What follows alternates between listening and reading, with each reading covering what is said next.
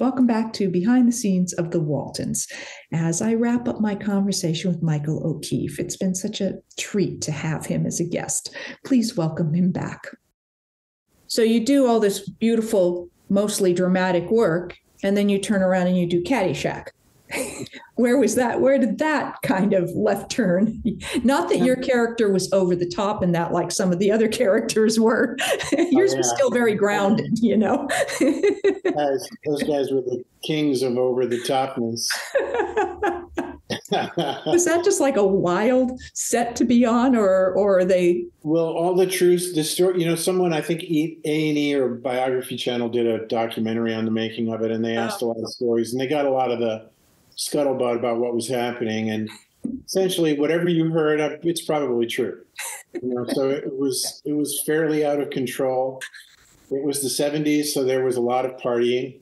Okay. On camera and off camera.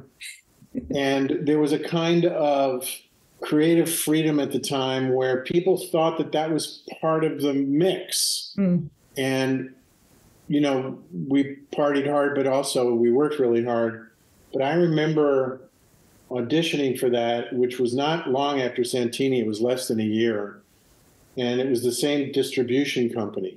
And I didn't find this part out until later. It came down to me and one other actor for the role of Danny Noonan. And the other actor was Mickey Rourke. And yeah, you know, and of course, when Mickey was young, he was so beautiful and so compelling and so natural and spontaneous. You know, I think it would have been an interesting performance, but I think he probably would have skewed it a little bit towards a kind of world in which maybe, you know, the caddies aren't supposed to beat up the golfers they're caddying for when they make them unhappy, because I think we could have Danny Noonan punching Ty Webb, you know, at any given moment. The Caddyshack, and I think Mickey might have gone there if he'd had the chance. Interesting. Yeah, because ultimately your character was the one that really grounded that film, because you had all of this stuff going on around you, and without your character grounding it, I think it would have just been like too much. Yeah, you know, and the way it was originally written, it was much more Danny Noonan's movie. It was you know, as Doug Kenny liked to talk of it back then, there's a German word that describes a certain type of novel called a Bildungsroman, which is a coming-of-age novel. And that's really what Doug had tried to write, because Doug was and we're talking about Doug Kenny, the writer-producer of the movie. He was one of these Harvard graduates who had a lot more in common with Somerset Maugham than he did with Rodney Dangerfield. He tried to write it that way. But when we got on the set, much to Harold Ramis's credit, he realized that the combination of Rodney and Ted and Bill and Chevy was a kind of modern day Marx Brothers. That if you let them kind of run wild and had my story diminished slightly to fit in with their kind of hijinks, that they would have a better movie. And that's why, one of the reasons why Caddyshack works. Because had we made the movie that they had originally written, it would not, I don't think, would have had the kind of zaniness and off-the-wall character that it has now. Nor do I think it would have resonated the same way that it did, because to this day, I still go to, you know, like autograph signings and Comic-Cons and things like that, and get requests for cameos to talk about Danny Noonan. But your original question was, how did that happen? You know, and the other actor at the time, you know, I had a vested interest in not being pigeonholed as just a dramatic actor. And I liked to think of myself as having a good sense of humor, and I like to think of myself as willing to try almost anything, if you know what I mean. And I was also already a big Chevy Chase fan, because I had seen him in a play that National Lampoon had produced back in the day called Lemmings, which was a live send-up of Woodstock. The joke was the Lemmings, you know, the people at Woodstock were there to party and then have 3 days of peace, love, and music and suicide. And they were going to just go right off the cliff, just like Lemmings did. Oh, wow. That was the joke of their... Okay. And Chris Guest had written all the music for Lemmings. Oh. and Belushi was in it doing Joe Cocker. And Alice Playton did a Mick Jagger impersonation that was hilarious. And Chevy played a Hells Angel biker who became very upset because one of the peaceniks in the crowd had touched his hog. And so he came out to like ball out the hippies. And he would pick someone in the audience every night to ball them out. And he picked me. So I was very much aware of him from that and Saturday Night Live. Bill Murray had only done one movie, which hadn't been released yet, Meatballs. He came in on a kind of wing and a prayer and was in the middle of filming Saturday Night Live, and they let him go for an episode. And he did 9 days straight with us of total improvised comedy. It looked like it. Yeah, I mean, he's just so out there. None of that was written. That was just him. And so those guys, you know, and then Ted I was a huge fan of because of the Mary Tyler Moore Show. And Rodney was my father's favorite comedian when I was growing up, so I was well aware of him. So and they were all cast, I think, before I was cast. And so when I had the opportunity to go meet them, and because I was such a huge National Lampoon fan and knew who Doug was, I was really gunning for that part. I really super duper wanted to be in that movie for so many different reasons. And when it worked out, you know, once again, I was lucky to be surrounded by those guys, because what they did and what they do as actors is so rare that, you know, I was fortunate enough to kind of grab onto their coattails and be drug along for the ride. They were so more adept at doing what we were doing, filmmakers, that I basically just sort of tried to get their vibe and keep up as much as I could. You know, and I got to throw in some improv every once in a while and toss off this and that. And, you know, but it was really a complete surprise to me that it endures the way it does. You know, and there's a wonderful film on Netflix called A Stupid and Futile Gesture, which is a line that Doug Kenny wrote for Tim Matheson in Animal House. That movie they made, these two young writers who I had met because they were writing on a show called Leverage that Tim Hutton had for years. They came to me and said, hey, we want to make a film about Doug Kenny.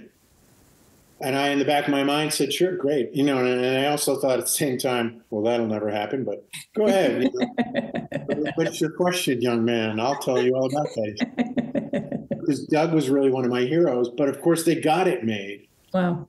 And if people are really interested in Caddyshack and they want to know what it was like and what behind the scenes was like, I would watch that movie sooner than I would watch the documentary that we all did later for A&E, because they captured the zeitgeist. And those guys, especially Doug, all of them, Harold, you know, Brian Doyle Murray, Bill, Ted, they were all part of it.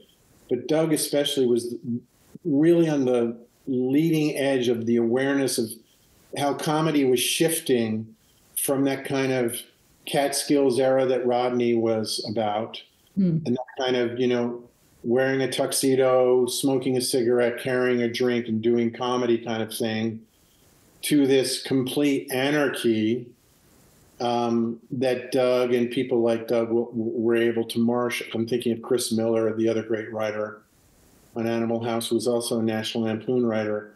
You know, they were able to marshal a kind of awareness that was happening in the culture and then turn it into those great classic comic moments. And I somehow sensed that as a kid. I don't think I could have articulated that, but as a teenager, I was well aware of Doug and those writers like, you know, Brian McConaughey, who's also in Caddyshack. I wanted to get in with them, and I was fortunate, really fortunate, to be able to instill. To this day, I benefit from Caddyshack. I was living at that point, I was living in a one-bedroom apartment on the Upper West Side of Manhattan. Back in the day, in the 70s in Manhattan, if you had any place above 72nd Street, people were like, ooh. Where do you live? You live on 95th Street? Ooh, wow. The rent must be really good up there, you know, because Manhattan, you know, the city was bankrupt at the time.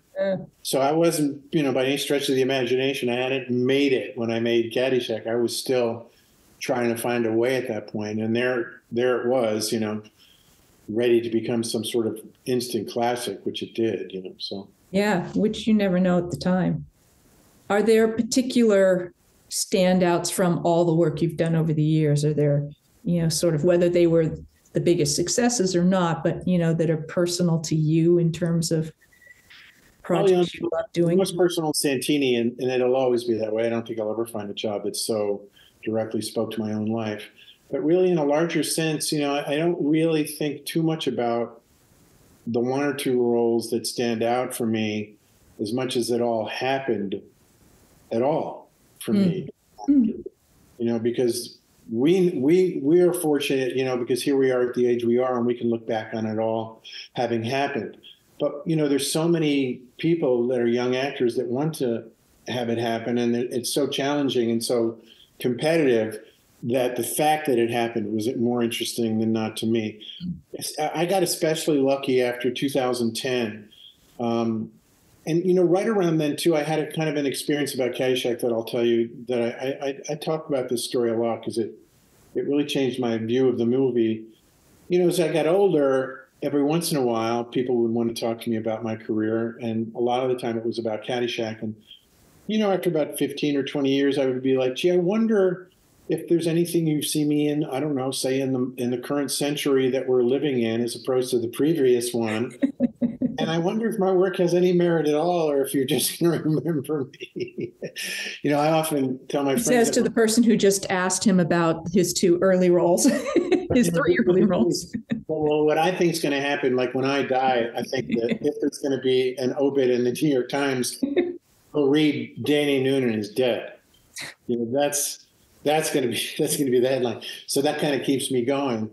But there's been so many things that have happened since then. And then I did this pilot in 2007 with this great writer producer Mike Binder, and the wardrobe person said, I'm almost immediately upon meeting me, said I'm a huge Caddyshack fan, and she read me. Do you know what I mean? She read that issue that I kind of was carrying at the time, and I said, yeah, thanks. And then I got dressed and we did it, and I was about to leave. She said, can I tell you why I said that about Caddyshack? And I said, sure.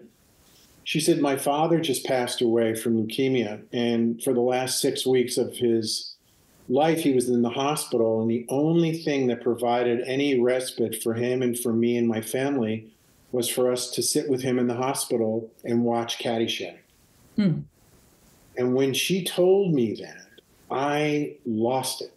And I realized that film, like the Waltons, like other films and TV shows of that era, hold a special place for audiences. And I was fortunate enough to be a part of that. And it totally changed my perspective about being in the role, having that part, and all the kind of arrogance of, wanting to be recognized for more modern work went away. And when it did, I started getting more interesting work as an actor, because I personally shifted, and, I don't know how you feel about these things, but I tend to think we attract the things to us as artists that we need, not just to express ourselves, but to learn something about ourselves, And what I learned about myself, about the particular job, was that I was grateful to have had it, and that should be my primary sort of reaction to Caddyshack fans, that I'm grateful. I'm grateful I had the part. I'm grateful I had the opportunity. Yeah. So to answer your question, in the larger sense, I'm just grateful. I got to work with Sidney Pollack and George Clooney and Tilda Swinton on Michael Clayton, Yeah, great film. Grateful that I got to work with Jack Nicholson twice, once as his son in Ironweed and once in The Pledge. And to be directed by Sean Penn in that movie, and to have been in that movie with Sam Shepard and Benicio del Toro and Vanessa Redgrave and Helen Mirren and Robin Wright. Those people are so amazing, to have had a chance to work with Claire Danes and Mandy Patinkin on Homeland is still to this day a really, really powerful thing for me. To have worked with Bryan Cranston and Giovanni Ribisi on Sneaky Pete, and Margot Martindale, and so, I mean, I've been so fortunate over the years to have connected with so many different artists and aged into, my character. I remember the first day my agent referred to me as a character actor, and it was actually after I moved up here. It's like in the last 10 years, so it would have been between the age of 58 and 68. And she said to me, well, you're a character actor. And when she said that, I was like, oh. Oh, that really hurt. That really hurt. I don't want to talk about that right now. I still think of myself as 25, and I still think maybe there's a Bourne Identity movie out there for me. Maybe they need a 68-year-old spy, to save somebody. As if that's ever going to happen. I'm just grateful that I had the opportunities that I had and that I was, able to do the things I've done. The whole thing is really what I really am what I value, not just any one part, That's great. Yeah. No, I totally understand what you're saying. I had to make peace with the Waltons, because 11 years of it being my life, and then we step out into the 80s, which is like nighttime soaps and the world of glamour. And all I heard from my agents was, well, they're looking for someone who's, you're the wrong type, you're not glamorous enough. You're not this, someone said, oh, you're not pretty enough for that role. And I'd be like, okay, all that kind of stuff. And that wanting to step away. I'm here to tell you, whoever told you that was full of it, because I remember you back then. And I remember you walking onto the set one day in a really cool leather vest. You look like somebody who you would bump into at, like some cool club on the Strip at a rock and roll show. And you walked onto the set and I was like, well, that's not Mary Ellen, is it? No, that's somebody else. That's Judy. Huh.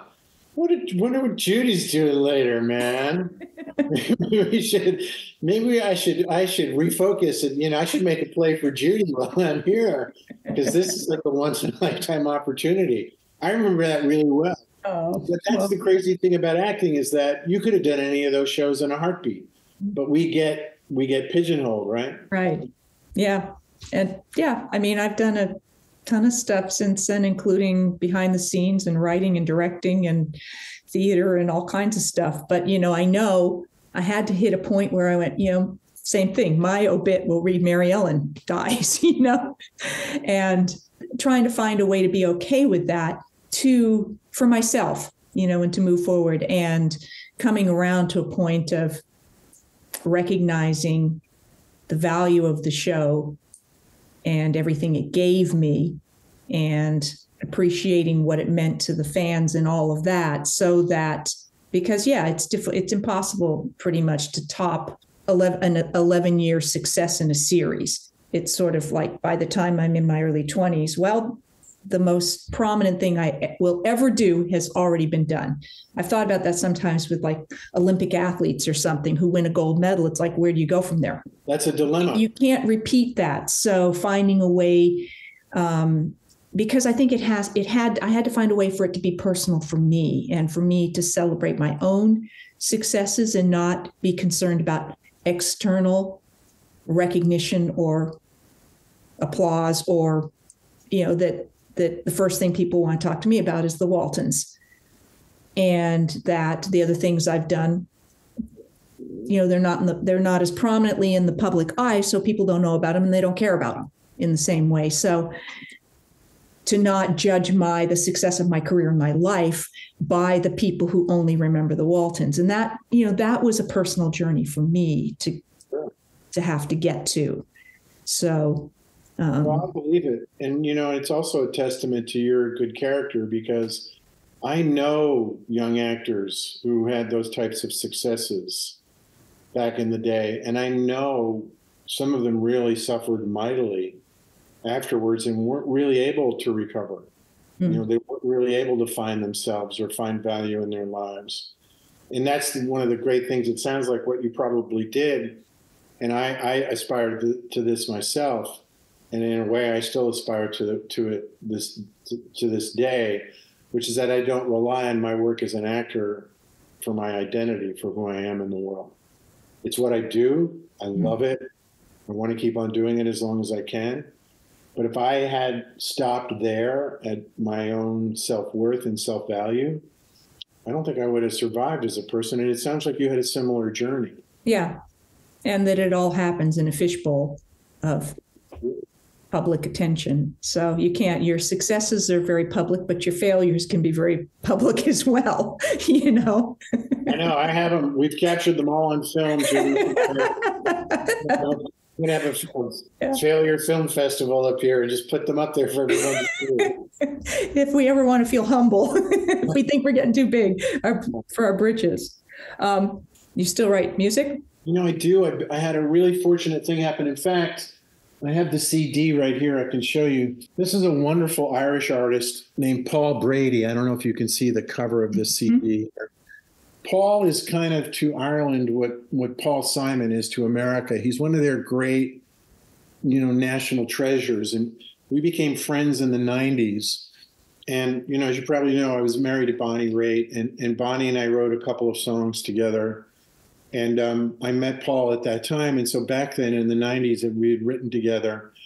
And then when my son was born, I wrote a song or a lyric for a song called The Tower of Gone. I was 57 and bringing this kid into the world, and I was only going to be around for a certain amount of time. And what could I give to my son? What kind of gift could I give him? And I wrote these lines like, I can't give you the eyes of a tiger. I can't teach you how to prowl, stalking the jungle under the moonlight's cowl. I can't do those things for you. But if you take my hand and meet my gaze, I'll walk this road with you, because all roads lead to the Tower of Gone. All of us are going to go. Gone yesterday, gone childless dreams, gone right and wrong. It's all going to go. We're all going to go to the Tower of Gone. So follow me. So I sent Paul the lyric, and he released the album last year. And then he called me soon after to say that the record label called him and said that was their favorite song on the record. Wow. So I was really fortunate once again to connect with people like him, and that was one of the real miracles of being married to Bonnie. At the time when I met Bonnie, it hadn't really all clicked for her yet. It was about to, but she had been dropped by Warner Brothers. She had put a second mortgage on her house to be able to pay her band to tour. She had been given a kind of second chance by Joe Smith, who at the time was running Capitol Records. And he was the original record executive who had signed Bonnie to Warner Brothers back in 1970, I think. And so in 87 or 88, he took a meeting with her and he said, you know what, we're going to make a record together. Let's go do it. And, that record turned out to be Nick of Time. Who knew where that was headed? And so, I was fortunate enough to kind of be there and watch it all happen for her. I remember the day that she got nominated for 4 Grammys. I had one of those actors' days, unemployed actors have, you probably understand this. I think it's like you've accomplished a great deal as an unemployed actor if you've gone to the dry cleaners and you've picked up clothes, and then you stopped at the Ralph's on the way home, did some grocery shopping, and you get home and you say, this was a gratifying day. This was a day of accomplishments, and I got things done. And so I had one of those days, and I came into that house, and Bonnie had this kind of Cheshire cat grin, and she was sitting at the dining room table in the house, and she was like, she's like, how's your day? And I related to her how much I had accomplished that day. And she said, okay, that's great. I just got a call from my dad. We have a dinner reservation in Pacific Palisades. We should go down there. And I got these flowers from Elton John because I got nominated for 4 Grammys. And when you picked up the dry cleaning, did they have that jacket? That jacket I had that I really wanted the buttons to be realigned? Did they have that jacket? And I was like, yeah. Back up. Wait a second. What happened with the Grammys? And then, it all just exploded. So she won all of the Grammys. She was nominated that night. She won 4 of them. It was a sweep. And so because of her and because we had written together, I got to write with Paul.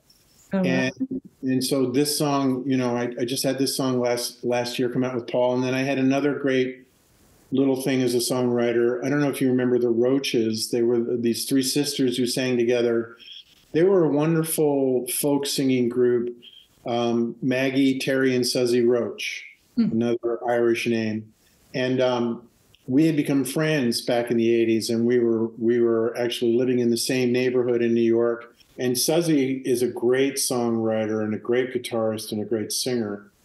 And she and I, during the pandemic, did a Zoom reading of Long Day's Journey into Night because we were all sort of trapped in our houses, and I wanted to do something. And I called a friend of mine who was a director and said, why don't you direct this reading? And I recommended Suzy to read Mary Tyrone, and she was wonderful. And when we finished the readings, I said, we should write together. And so she and I wrote like 8 or 9 songs together. And I was doing this movie 2 years ago with Philippa Sue, who had played Lin-Manuel's love interest in Hamilton on Broadway. Yeah. A wonderful singer and actor. Yeah. And Simu Liu, who's the young man from Shang-Chi and the Ten Rings. Okay. And he's also in Barbie. He plays the Asian Ken. Okay. Who hates Ryan Gosling. And they were getting engaged to be married, and I was playing Philippa's father. And the story of the movie was that Philippa had been married prior to the start of the film, and her husband had died in a helicopter crash where he was a documentary filmmaker who had gone off to make a film. So she thought him dead for 4 years. So the film opens with the engagement party for Philippa and Simu at my house, my character's house. And then Philippa's phone rings, ring, ring, ring. It's your dead husband, and I'll be right back. I'll be home in a minute. And she's like, oh, no. So that's what the movie's about. So It's about love and about how do we choose who we're in love with? Can we be in love with someone we used to be with and we're not that same person anymore 4 years later? Can we go back to that life, or do we have to have another life that we're living right now instead? And those were all the questions of the movies. And those are topics that I feel really strongly about as a songwriter. And I pitched the producers on the set, and I played them a couple of my tunes. And I said, look, don't feel obligated, but I'd like the opportunity to write a few songs for you for this movie. It worked out. So I called Suzy, my songwriting partner, who's a wonderful composer. So we wrote this song.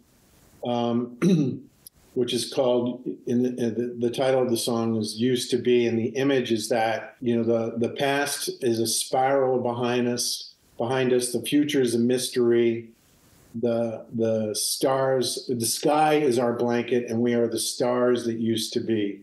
And it plays in the moment in the film where the 2 lovers who used to be married realize we can't be together anymore. We're not supposed to be together. And so they put that song in the film, and it was one of those little kind of cool little things that happened for me as a lyricist, which really floated my boat for a long time. It still does. Those are great moments. I've been really lucky. I've been really, really lucky. Well, thank you for giving me this time. It's been a real joy. Oh, Judy, thanks for asking me. It's great to be reminded of all that happened then and how much I loved it. Thank you so much for joining me for my conversation with Michael O'Keeffe. I hope you have enjoyed it. I'll be back with more behind the scenes of the Waltons and more Ask Judy. Thanks for watching.